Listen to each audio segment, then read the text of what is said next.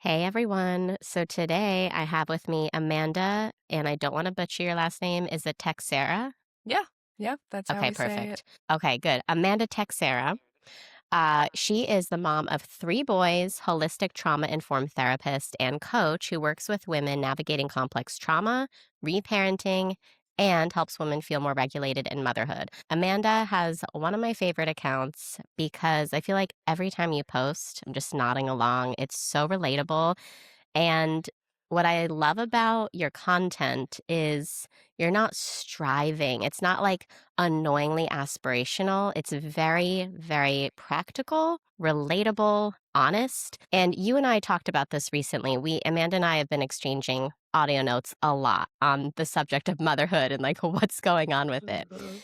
There's a lot of content out there that is either just making every moment look to be so unrealistically magical, like, all the time to where you just don't Curated. believe it. Yes, so highly Mhm. curated, which, of course and you and I talked about this, of course, we'd rather have the aspirational stuff than, like, the whiny, negative victim Right. mindset stuff. But then on the other side of the spectrum of motherhood land in Instagram, Mhm. you have just, like, everything's hard all the time. It sucks, and it's like, "Okay, then why did you even wanna do this?" So, we're gonna talk a little bit about that phenomenon Okay, today, perfect. um, and, of course, I wanna hear all your takes on it. But, first off, why don't you tell me a little bit, what are you seeing in your world when it comes to moms and nervous system regulation? Because this is such a buzz term, nervous system regulation, but Yeah. you really live and breathe it. So what are the common themes and trends? What's happening? Yeah. So, I'll tell you a little bit about what I see online. Obviously, I'm online a lot, and, like, that's how we've connected, and what I see and how that's translating how that I think is affecting, like, the culture and, like, how I think that that's translating into my sessions and what women are coming and thinking that they need to fix or that they're doing wrong. What I'm seeing in terms of like nervous system regulation and what you were saying about the pendulum swing in motherhood content is we have this idea that nervous system regulation is supposed to be about being calm. I'm constantly seeing like a regulated nervous system is a calm nervous system. Don't you want to be a more calm mom? And I talk a lot about this and I speak out against, but to highlight that that is fake, that that's not real, nor is that does that need to be any measure of like being a regulated parent. That is like only a tiny microscopic like portion of being a regulated parent. And so two things that I see when I talk about that. People will be like, "Well, Amanda, I get what you're saying, but I think what they really mean when they say calm is safe." I think people are just using the word calm to kind of like describe a broader picture of something. Maybe you don't have to like hone in on that so much. And based on my experience with actually working with moms, multiple moms, not just one or two or three or five, like over the course of years in practice and doing this work, moms have come to therapy being like, I need to be more calm. I would like to be more calm. And I'm like, okay, like, what do you mean? Well, when there's stuff everywhere and my toddler is throwing a tantrum and my partner is barely around and I have little help, I get really frustrated. And I think I need to be more calm. And I'm like, whoa, wait a minute. So that is like one of the main like incongruences I just want to point out is that like we're constantly pushing this narrative that a regulated nervous system is a calm one and that you should be a calm mom to be a good regulated mom. And then that doesn't actually encompass like safe and regulated nervous system because people are taking that information and coming to therapy being like, "Oh my god, I'm not calm right now. That means I'm a dysregulated mother." It's like, that's so far from the truth. So that's what I'm seeing a lot. I want to really hone in on Mhm. this topic a lot because I'm going to admit I was, and sometimes maybe I catch myself, I am one of those moms who's quite confused about this topic. Like, when should you be calm? Like, is that ever something you should even strive for? I want to ask you a lot of follow up questions. Yeah. One, is it possible that this isn't just temporal, like a result of the times we're in and the pendulum swinging from, like, boomer parenting to permissive parenting? Could this also be a little bit cultural? For example, I've done a lot of traveling, and when I went to Japan, part of the culture is everyone should be very quiet, calm. You should not have public outbursts at all, especially not around your kids. And it's very similar in Scandinavia. Like, they are striving for calm, even when, Mhm. if your house is in disarray and your toddlers are acting out. A lot of what we're told, especially as millennial parents, is culture aside, like, your kid is borrowing your nervous system, right? So if Mhm. you are out of control, like, they're also going to seem out of control. So is it our job to take the lead and show them calm, even if on the inside we're not calm? Do we show our kids calm so they can try to model that, or what's the ultimate end goal here with calm or not calm? Yeah. The first thing that pops into my head when you ask that question, like, what's the end goal here? It's congruent. Like the thing that pops into my head is congruency. Like, does my reaction match the situation? And is calm replacing emotional suppression? So I also imagine that in those other cultures where that is kind of like a gold standard in parenting, um, I'm not an expert in those cultures. I definitely don't know, but I also imagine that they're probably not like flooded with as much information as we are. They're probably not like buried in as much stuff as we are. And I wonder if they like actually have less parenting pressure. Like, it's just kind of like, yeah, like, this is just kind of the way it is. And, you know. Very, very possible. And I think also in a lot of East Asian cultures, it's very Mm, common. I know Japan is a little bit of a different story. It is a little bit more insular and isolated, but in general, some East Asian cultures, you still have a lot of intergenerational living that has been normalized. And mhm. so if you're able to see or hear some reassurance of like what's normal from your elders, that might also put you at ease instead of just living in a little bubble and then looking towards the algorithm to see like, okay, or asking ChatGPT, should I Yes. be calm if my 3-year-old just threw the spaghetti on the wall? How can I model calm for him right now? Yeah. Well, and I also want to like point out we are also a generation that is constantly talking about, well, I want to teach my children emotional intelligence. I'm learning that right now as an adult. That sucks. Like, I don't want, my kid to have to go through that. And so I would like to teach them emotional regulation and intelligence. Okay, well, if kids learn by example, what does that mean, right? If the first line of defense in teaching someone something is modeling, like, what are your kids witnessing and how they're witnessing you move through your own emotions and emotional intensity? And that's not to say that parents should feel guilty about not being calm, but also, like, are you trying to say that, like, you should be calm for everything and then you're suppressing everything and then you blow up, right? So it's Guilty. like, yeah, I've done me this too. a Me lot. too. Because I thought I was supposed to model calm, and that's why. And then eventually, because we're human, we're not robots, Mhm. we snap. And then I was like, okay, so now I realized inadvertently, now I'm actually teaching my kids, you suppress everything until the anger just boils up and you lose control. Right. And then you do the repair, and then that shows love. And I was like, no, no, I didn't know how to fix that exactly, but I knew that that wasn't the way either. Yeah. Yeah. And this is another area too where I find myself and other moms who come to my circles or work with me like talk about this idea of like, okay, like, now we have the language for like repair, and like repair is so normalized and embraced and accepted. And of course, like, it's important to like take accountability for our actions and be like, hey, that wasn't on you, that was on me, sorry about that, right? And moms are like, I'm just like constantly in this cycle of like, don't say anything, or like try to remain calm, or like blow up on other people, and then I'm repairing. And so like, how far is the repair going if like I'm just doing literally that over and over and over and over and over again, you know? And then like we get this, like we feel guilty that we're trapped in that cycle. So, okay, just to emphasize this for listeners, the goal in motherhood, like when you feel frustrated or dysregulated, you're looking at a mess, your kids are ticking you off. The goal is not to try to model calm all the time. Like, we don't need to be doing that. We should not be doing that. I don't.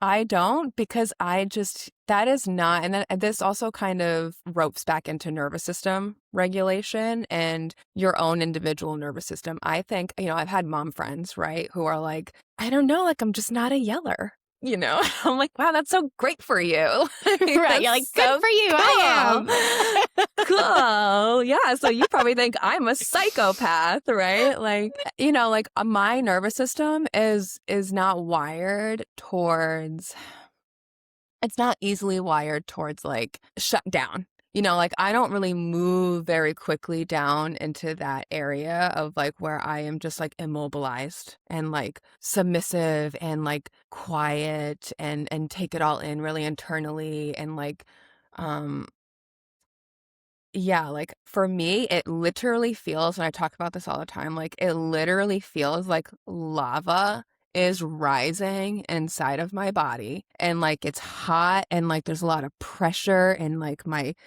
chest and like in my throat, and like it just feels like, oh my God, I'm gonna burst, and like I can't stop it. And so I think the goal isn't necessarily to be like, you should just be calm all the time. The goal is to understand and learn how to mobilize through your own nervous system response. Are my children actually like inherently threatening? Can I fight them or run away from them when my nervous system goes into fight or flight? No, obviously not. But I can mobilize like in that response when I'm having it, instead of just like suppressing it or being in my head and be like, stay calm, take a deep breath, you know, and then like I just explode, boom, you know, and then I'm left to repair. You know, as you're speaking, Amanda, this is the type of work that I'm convinced expectant mothers need to do. You Mm-hmm. must take responsibility, do this work,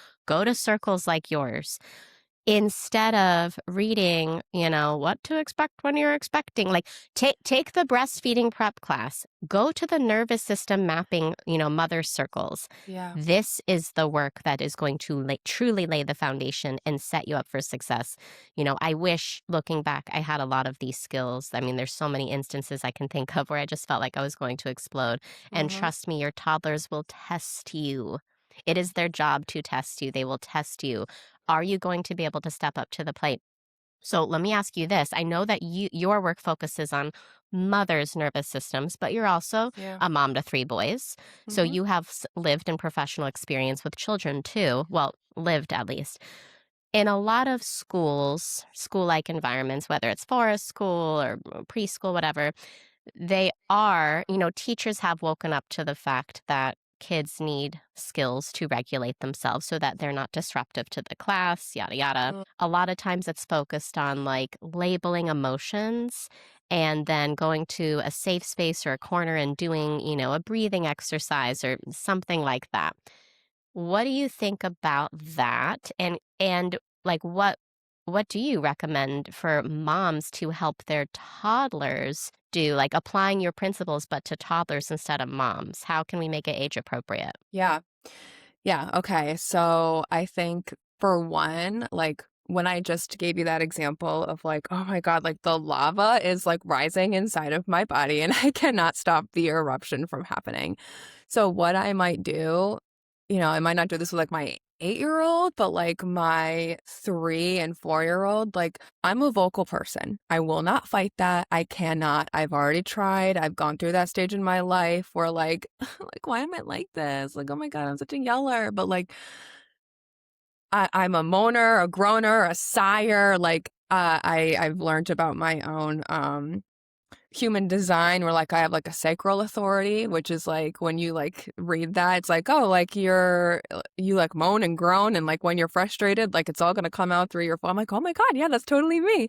So Right. like I've stopped kind of fighting against that. So like what I will do is sometimes I will literally just do that. I'll just be like, ah. So it's like this is like how I was throughout my 24-hour labor at home. I mean, you're Yeah. sounding. You're really Yeah. you're doing horse lips, you're sounding. You become Yes. primal. And I wonder what is the going back to this sometimes being a cultural thing. Mhm. I can think of, there's sort of like this like be sweet like in with the southern culture of women Oh. brought up in the South. I wasn't, but I know about this from certain friends or family Mhm. members, and it might be in Mormon culture too, like specifically in Utah. It's a lot of like be sweet, be submissive, be quiet, be nice. Yep. Don't cause a ruckus. And I just wonder the long-term ramifications of that. Instead of just sounding in the moment and being primal, activating Mhm. that, what happens intergenerationally as we are just, making ourselves smaller and quieter when really maybe someone's more like you or me and they want to be more vocal? How is this helping with being calm long term? Yeah, well, and I wonder too how much they're actually like walking around like huffing and puffing, you know? Basically being passive aggressive, which is oftentimes what happens. And that And is then your not kids are something you want like to be. walking on eggshells and they're like, what the hell's up with her? And she's like, I'm fine. Yes. I'm fine. And, Yes. like, it's like, you are not fine. Yeah, no, being passive aggressive is absolutely not fine. Well, this is so interesting. And so, are there any common, not mistakes, we don't want to label it as mistakes, but Sure. are there any common themes, tricks that maybe parents or child caregivers are doing to help kids regulate their emotions that you're like not a fan of that they should do instead? I think well, you know what? I was gonna say, I think we heavily rely on like these scripted things to say when like we see like we see somebody in a activated state. And I feel like I always say the same things. Let's count to 10. Let's take deep breaths, Yeah, the let's, deep breaths ones. It's almost yeah, like parents are stalling because maybe they're not sure what to do. So all totally, if we take deep breaths, then, at least we can just totally, pause and kill some time. totally. Yeah, absolutely. And yeah, so like when I was kind of sharing, like how I just vocalize, right? Like I'm not yelling at my kid, but like I just might all of a sudden just drop what I have and just be like, ah, or like, and I might label that for him afterwards. I'll be like, that is like my mommy lion. Like mommy That's so lion cute. comes out when she's frustrated and she roars, and that's my roar, and I need to do that, right? And so like so I have, when it comes to children, I'm going to share this example because I have a toddler, one of my toddlers, So 3 years old. the 4-year-old. Oh, you have a 3-year-old, a 4-year-old, and an 8-year-old, right? Yes, almost Okay. 8. He'll be 8 Okay. at the end of March. Oh, cute. And my 4-year-old for a long time would not respond to any of that stuff. No, we need to calm down. We need to take a deep breath. We need to, well, you know what? Maybe if he understands why something is going the way it is, then he will relax and come out of this, at a faster pace, because this is really distressing. It's distressing on him, it's distressing on me, it's distressing on everybody. And like as parents, when we're in that state and we feel like the more it continues, we feel more and more helpless. And then we just try and fix it. Like, oh my God, I just need this to stop. Right. And I think our children can really feel that. And for some kids, they might be more easily like, maybe just more easygoing or easily adapted, or be like, all right, I can see what's going on. Like, okay, I'll take a deep breath, or they can regurgitate information really well. Like I've seen friends with their toddlers be like, what do we do when we're frustrated? And they're like, count to 10 and take deep breaths. And it's like, but they didn't even do that. They did throw the ball at my kid's face. Like that, Uh-huh. like they didn't do that. So like, cool. They remember, but Yeah, just like in school. Great. So you can regurgitate the correct answer on the multiple choice question test, but can yes. you actually apply it in real life when you need to? Yeah. Yeah. And so one of the things that actually like have really helped my toddler, my middle child who is more wired towards like really, really, really it's just really big activation, cat. Like in those early years too, I even wondered, like, oh my God, like, am I in over my head? Like, do I have to get Oh, him I get it. evaluated? Like what? That's not what I would do normally, like that's just not what I experienced with my first son. And like I get toddlers tantrum, but like this is going on for a long time. And like it kind of seems Yeah. like it's going on over like really little things. And so one of the things that really helps is like one, like he needs to feel like you're not trying to fix it, like you hear me. Like I wanted to put this thing away in this certain place and it's not there anymore or whatever. Like instead of like me trying to like rationalize with him and he's like resisting that, it's making it worse and worse and worse. Like he just needs to hear like, I get that that's what you wanted. Yep, I hear you. I hear that that's what you wanted. And then one of the things that I've picked up on with him is like the more I try and tell him, like, Ivan, try and take a deep breath, like, give mommy a big squeeze. Do you want a big squeeze? Or even like, I'm here for you when you're ready, like that stuff is just like sending him off to like another planet. Like I'm losing him more and more and more. And I realize he actually needs permission to like be activated. So I remember Like we this one do, time. Yeah, I right? remember this one time we were trying to leave the beach and he was freaking out outside of the car and like in the parking lot and like when it's in public like that too, like I get really activated like in a Me more too. more rapidly because I'm like people are watching. Oh my God. Like Yeah, they're what watching, kind of they're panic? judging. Now they're going to Yeah. start filming. I so Yeah. get Oh it. And my also, like, I God. need you to get in the car Get seat in the and then car. don't jump back out. And then the worst part is like when they start to like jump out of the car seat and you have no choice. You have Yes. to get physical to buckle them in. And then, Yep. of course, as they're screaming, it looks like to a passerby, you're attacking your child when you literally just want to buckle them into their car seat. Yeah. Yeah. I've been in that situation too. It's pretty intense. And I've handled that situation incredibly poorly before and very publicly and like have feared that like people were like filming that and we're gonna put it on the internet. Same. And this is a product of, the age of the internet is like we have to worry when we're trying to keep our kids safe, like just buckle them in a car seat. Is someone going to film us? Is someone going to call the cops? Because Yeah. it sounds really scary and it looks bad if you're just walking by quickly. And it's like, no, my kid doesn't want to be in the car seat. They're trying to Yeah. jump in the trunk. Yeah. I'm trying to Yeah. buckle them in. Yeah, we need to get our asses home. Like we need to go home. And like Yeah, the it's time, only dude. way I get there is like by literally forcing him into his seat. And this worked this happened to work in this situation where I was just like, you know what, Ivan, let out another really, really big like yell. One more really big cry. I feel like you're And he Ivan's was doula.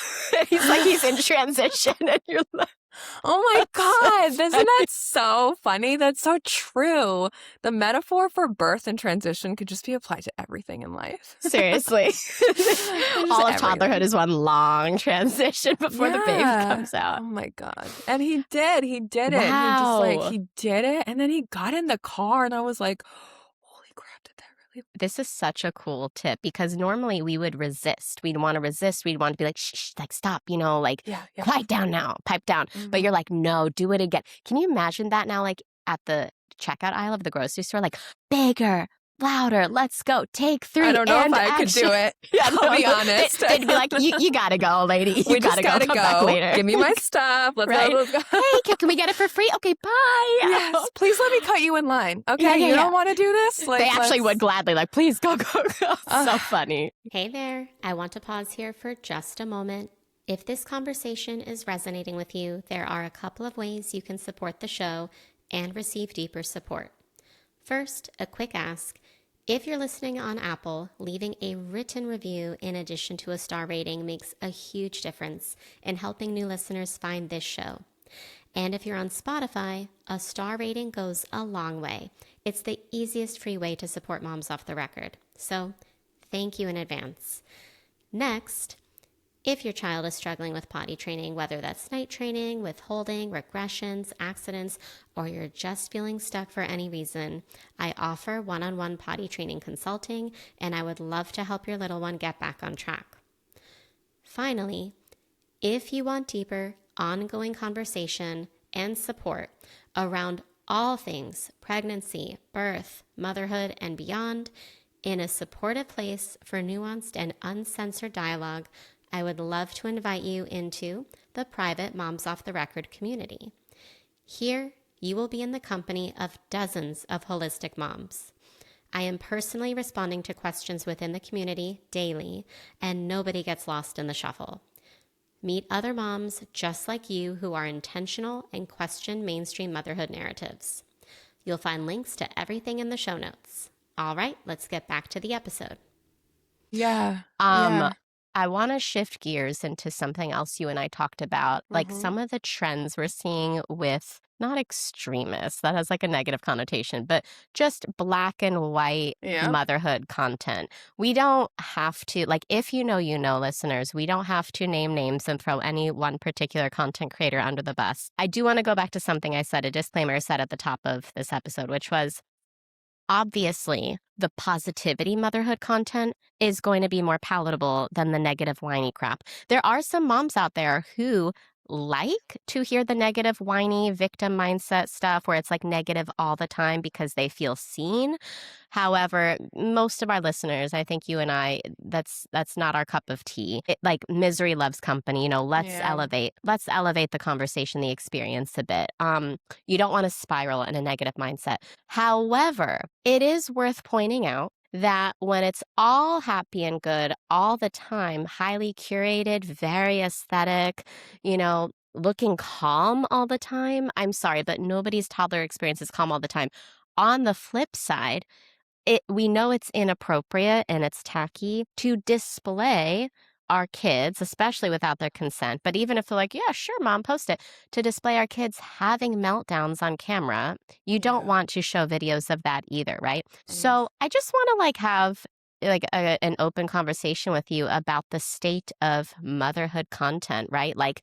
Um, maybe we can start with the trend that you should really try hard to never use the word no to your kids. Like, think of any other creative way to tell them the thing that they need to do that you want them to do without using the word no. I just want to hear Mhm. your thoughts on this. I mean, instant biggest eye roll, and I have the same reaction to not just like that one, and let's just couple that with like all like scripted parenting phrases.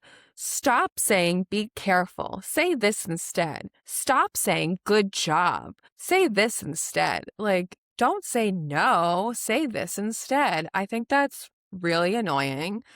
I think it's performative. And I wanna reassure people that this is not what adults are coming to therapy for. Nobody, not a single person, is in my office saying, Kat, my parents said good job too much, and now I'm a people pleaser. That's hilarious. You know what? My mom said no when I was gonna like hit my little sister, and I'm really hurt by that.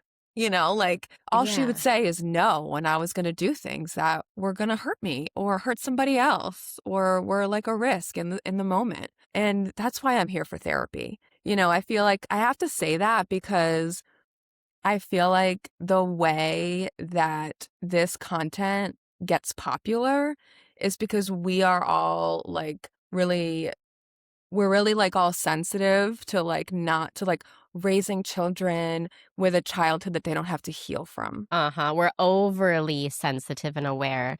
Yes. And every moment must be magical, curated, Mhm. calm, never Mhm. say no.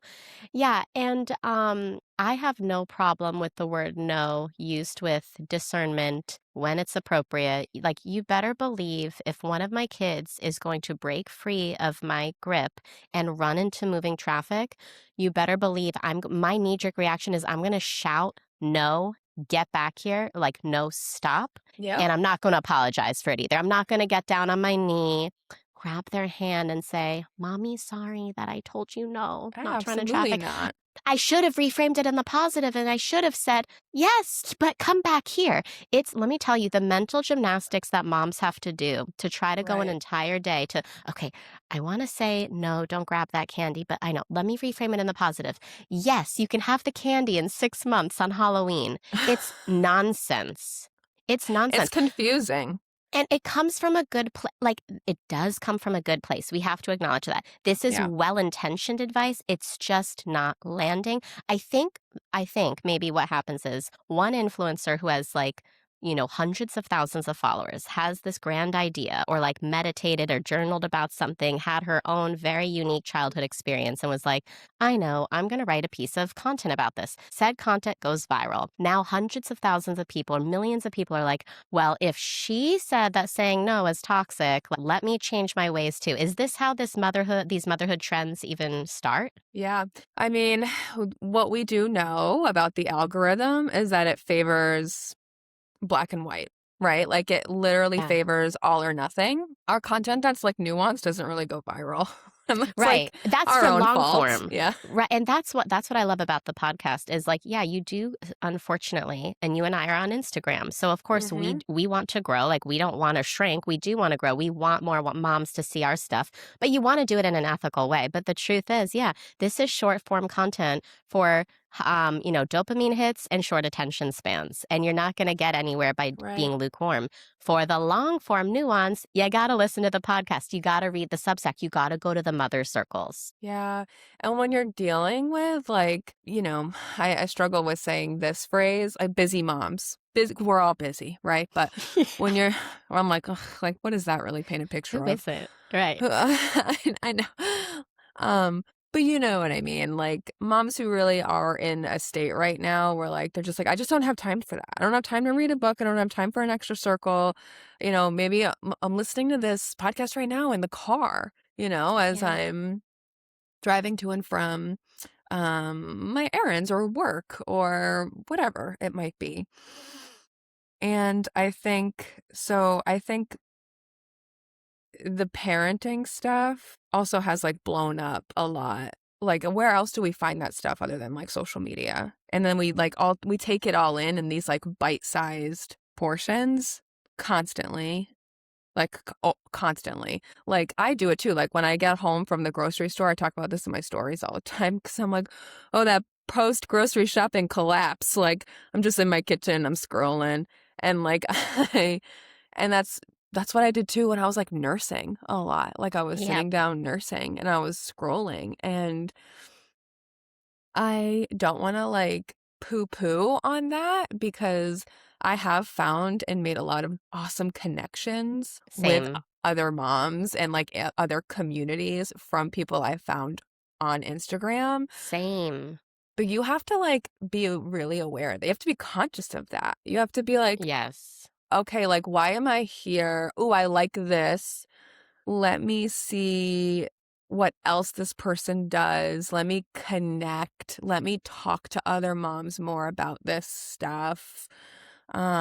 Versus just, I feel like a lot of people do get trapped in the like, oh, that's cool. And then like they're just constantly just taking in all of this information, the positive and the negative one, right? It's like the Yes. overly positive, like this is how you should talk to your child for like optimal development and so that you don't raise a people pleaser or someone who seeks outside validation, or right, like, or like the other one. I know we don't have to get into it, but I know for me, I've never really like felt the mental load kind of Mm. stuff. Let's get into But that. Let's hear why, sure. because that is a common phenomenon. Why haven't you Yeah. felt the mental load, and why do you think so many moms do? Yeah. Well, what I was gonna say is I don't think I ever had the language or like felt that until I think I was like blindly just taking in all that information, right? And like taking in all this information about like reasons why I should be more angry at my spouse. Um, who, by the way, is like a loving, willing, committed father, partner, Yeah. person. And so I can see how that content can create problems or introduce problems where problems do not exist. Now, trust me, I do see women who are like, I'm like, girl, your problem is the mental load. Like, Yes. So it does like, oh my exist, but God, yeah, it we need does. Like, oof. context. It's not like just inevitably, like once we enter motherhood or we're in postpartum, whatever the season is, okay, now by default, you're all going to have a mental load. Like, no, we need to Right. really look critically at this. And that's a great example of how sometimes consuming this, like, oh, woe is me, negative content from a positive place, it's going to make you spiral. You're, you know, you're going to Hmm. think you have these problems. You're going to take on these problems that otherwise you would have been totally oblivious about. I think we see this a lot with different psychological issues, perhaps, right? Like how they can come in waves or there can be trends. Yeah. Yeah. And then the algorithm feeds you that. Until Yep. you, as like a responsible consumer, say like, oh, I see what's happening here. And like, this is actually incongruent with my life. See, I actually just created conflict where conflict didn't even exist in the first place. How is this helping? Right. And if it does reach the woman whose husband refuses to do the dishes, and it helps her initiate a conversation that changes things for the better, great. How often is that happening? I'm not really sure.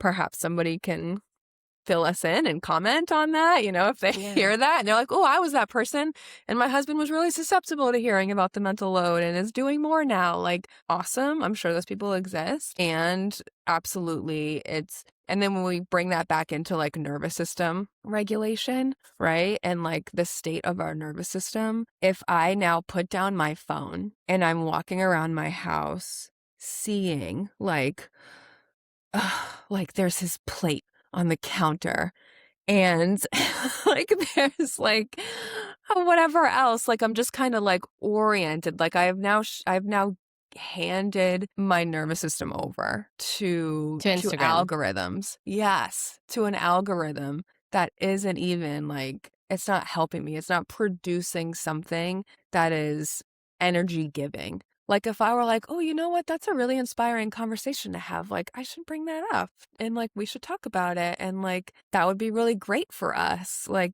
cool. But like that's not, I think, what's happening all the time. Especially when it comes to bringing it back to like the parenting scripts and like say this, not that. And look at all the ways that I don't say no to my kid. Here's all the ways that I'm actually like redirecting, but not just saying no.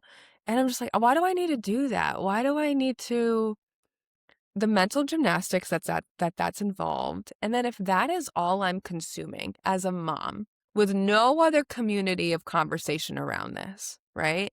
If that's what I'm consuming, then when I don't do that, am I then feeling guilt and shame in my body and like in my head about like, oh, like what am I didn't do it right, and like what am I creating? And look at all these other moms, they're so much calmer than me or so much more patient, and how come I can't, how come what comes out of my mouth all, right away is be careful or no, you can't do that right now. Like it's Right. like these are all very normal things that don't actually have to be a problem. What are other normal things that moms think are a problem because of what the algorithm's serving them, but actually are not a problem you don't have to worry about? Mm. Uh, well, the first thing that popped into my head was like sleep stuff. Let's talk about it. Well, do you mean Yeah. just like not sleep training or Yeah, co-sleeping? yeah, yeah. Oh, yeah, yeah, Yeah. for sure, for sure. But like Mhm. in terms of one-liners, behaviors during the day, especially with like toddler stuff. Yeah. Yeah, I think, okay, so like a big one that I constantly see is all the other ways to say be careful. Yeah. And I don't know about EU, but for me, I feel like in moments where like where there's like some stress involved, my brain isn't like able to really think on the spot of like all these other more like fluffier ways. Ooh, And then, okay, more on this too, about the be careful thing, because I think it's also a little self-centered, and I'll Mm. elaborate on that. Yes, please. So let's take the example of be careful. I want you to hear the difference, right? My 8-year-old is climbing up a tree, right? Hey, Jack, be careful. I am. Okay. you know? So true. Or, oh my God, be so careful. Oh, you're so high. Be careful, be careful. Like, okay, like then yeah, I'll probably induce some anxiety that content creator telling me to not say be careful is talking about. Yeah, that just gave me anxiety hearing that high-pitched voice because I feel like anytime I go to the playground, I always, like, hear that Mm. in the background. I'm like, "Come on, Sally, it's just a 3-foot slide. It's a monkey bar. Yeah, so Let him what you said go." earlier, like context. Context matters. This content doesn't include any context. It's like I Yeah, can say be careful to my kid and he could be like, I am, mom. Great. Thank you. right. Instant, like normal interaction. Here is the context of when you're saying that could maybe you're projecting some anxiety onto your kid, and then they kind of feel like, oh, I wasn't nervous about this before, but now should I be? And then Yes. the self-centered piece that I was kind of talking about, which I know is a strong word, self-centered is a strong word, That's okay. but what I mean by that is the alternative phrases to be careful are actually really sometimes disruptive. And like it's Ooh. really for more our comfort in that moment than it is for our child's. And what I mean by that is the one phrase that's coming to mind right now is tell me what your plan is. Ay, ay, ay. Tell Like, me what? what your plan is. It's That's like, what so you're gonna you say when your kid is want, 30 feet up on a tree. no, I want you to focus. Don't talk to me about what you're, I Yeah. want you to focus. I want you to be in control of your body. If you tell me you're good, okay. Like, so I think that really bothers me when you're like there and like instead of just being reassured that your kid's being careful, you want to be like, talk to me about what your plan is. And they're like, well, all right, like I'm gonna do this and this. And it's like, I don't want you Ay. to talk to me about that. I want you to focus. Yeah. Oh my goodness. Tell me what your plan is. It reminds me of like when I was in gymnastics as a kid. It's like the coach isn't like, okay, so when you do this back handspring, I want you to midair walk me through. What's your play by play? No, it's just like look down at your hands, tuck your chin. It's like very physical, Yes. quick actions. So when Julian's really high up and climbing, once he gets to a point where it's like beyond his comfort zone, but I see he's okay. I might say something like, look at your feet. Like if he's looking Mm-hmm. up and climbing down, I'll be like, look down at your feet. Just quick action words. I'm like, okay, Right. there you go. You got it. So, um, okay, I want to also talk about this other thing I just remembered. Sometimes, and I love when you do this, by the way, because it gives me so much clarity and perspective too on what to look out for. There's a lot of like, I don't know how you'd categorize them, nervous system therapists online, maybe other types of therapists in your niche, but they're clearly displaying some red flags in their therapy approach. Can you talk about some of those red flags that you've been noticing lately and what other women should look out for? Yeah. Okay. So are you kind of referring to like the calm nervous system or like calm parenting kind of stuff? Or is there, In the same yeah. vein, I Yep. remember recently seeing in your stories, maybe there were some call outs of certain accounts and or maybe like inside jokes, of certain accounts and things that they advise women to do or say that actually would not work in real life. Yeah. Let me think. Okay. So, well, and where my mind automatically goes is I recently actually talked about like tucking your kitchen in. Can I maybe use that as an example? Yes. Okay, because sometimes I see a lot of these people or coaches or talk about in terms of nervous system regulation, like your environment. And like that makes total sense. Your environment For sure. absolutely matters. It absolutely matters and it's an important factor. And the whole like, well, I feel more regulated when things are clean. And you'll probably feel more regulated when things are clean and clear. And I say under control. Like, what is that makeup brand? Oh, yeah, Neutrogena. Maybelline. Or Maybelline, wait, like clean and was it? clear and under control is She, like or wait, I'm someone mixing it up. knows. She's There's a Maybelline, yeah. millennial listening to this that knows she's No, saying it right now. it's probably She's like, Neutrogena, one of those from the 90s. Neutrogena, yeah. Neutrogena has co-opted the nervous system content. Yeah. So one of the problems that I see is constantly missing from this content is we're taking too much of a cookie cutter approach. Oh, this is really regulating to me. This is going to be regulating to other people. Your nervous system regulation and dysregulation is so unbelievably individualized. Like, if you and I were in the same room and a snake was in the center, right? You might, and I don't really know this, but you might freak out. Your heart might start racing. You're immediately activated to want to run away.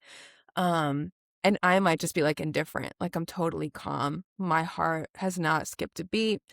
My gut is not in my chest. I'm just kind of like, yeah, whatever. It's fine. It's just a garden snake. It's no big deal. We've just had two completely different nervous system responses to the same exact thing. And what I'm seeing is that is barely highlighted, right? Because it's too nuanced and there's too much context that's involved in that. And then the other piece is like the body. Like, what is your body doing?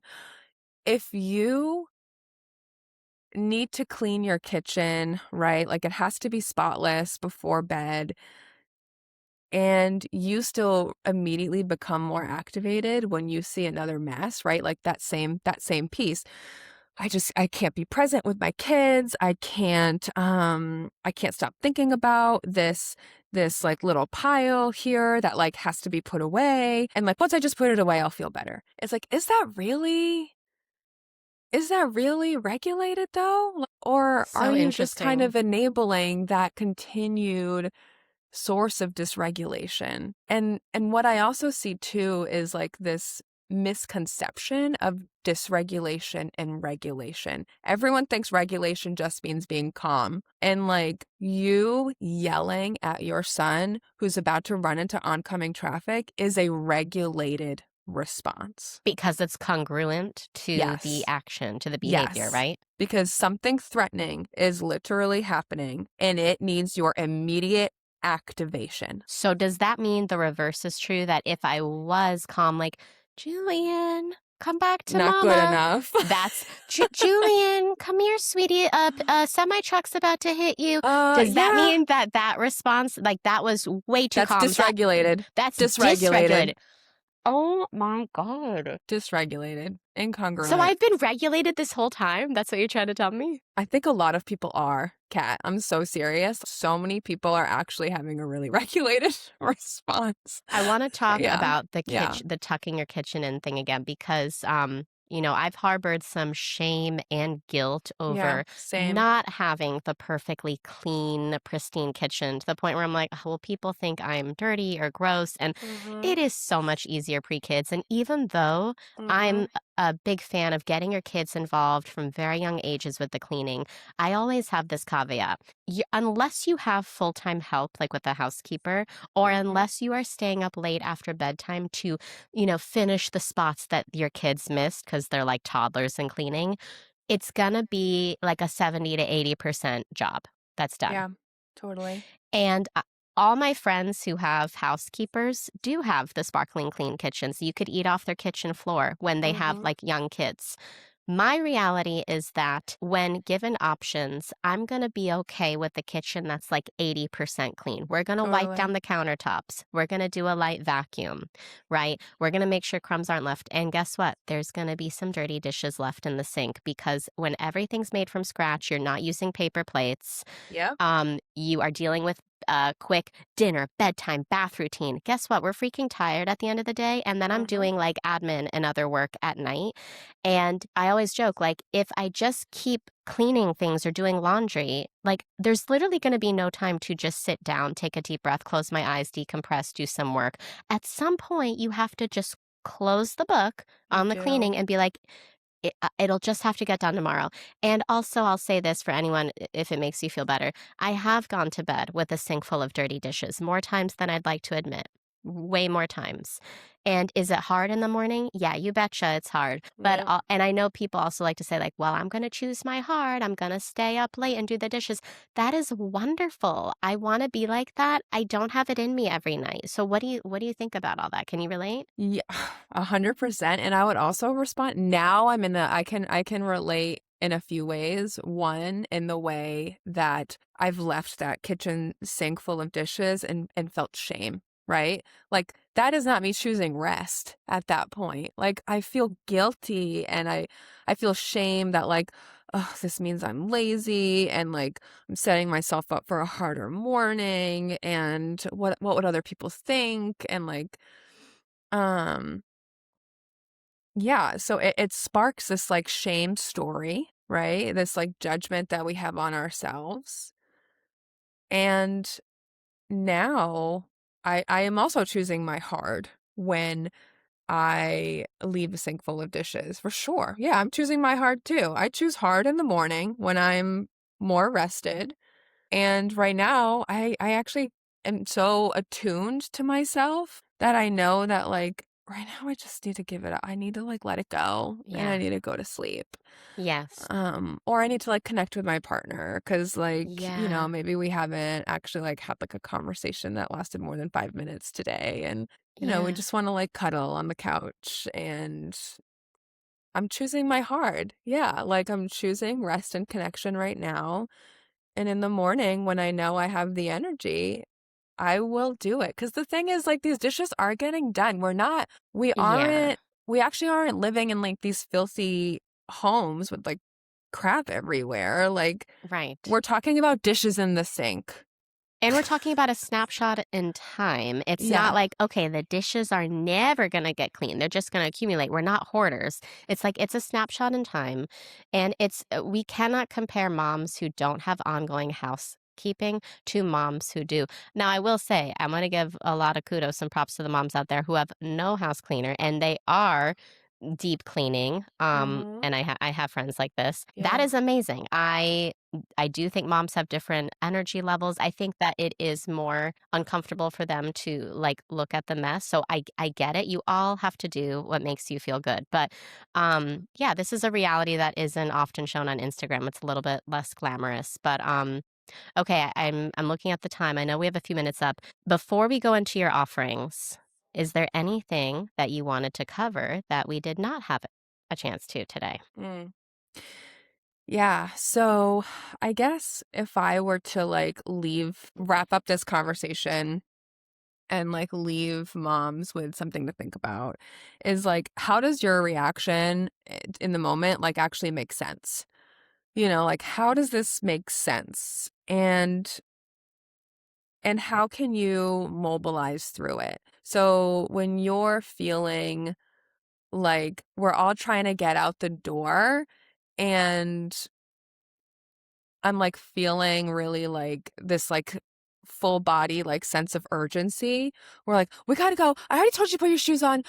Like I'm gonna blow. And like maybe there actually isn't a sense of urgency. Like maybe we actually don't have to get somewhere by a certain time. Maybe things aren't actually as emergent as like my nervous system is trying to tell me it is. How do I see that activation?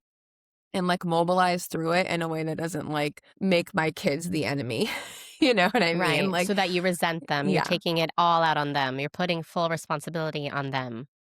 Yeah. Or even like the partner that's like at work and isn't even there, Right. like, This is your fault. if Yeah. only you had done this, and this, or if only I had more help, right? Like, Right. okay. So, and what are actually the needs in the moment? Like, do Mm, you have to pause? I hear Jamie talking about this a lot more lately, yeah. like the pause, like your job is to pause, right? And like, okay, like I feel like I'm going to blow. Maybe I let out that really big sigh that I was talking Right. about earlier that my body needs, right? In And front then of your kid or maybe in a pillow? no, like in front of my Yeah. kid. Okay. Or That's like even another in a good pillow in front distinguisher. of my kid, Right. like ugh. Yeah. Yeah, I'm not telling, You don't have to hide behind a closed stop door to do hiding. it. Yeah. Stop hiding from your kids. Right. And that's not damaging. What's damaging is then being like, you're making me do this, Right.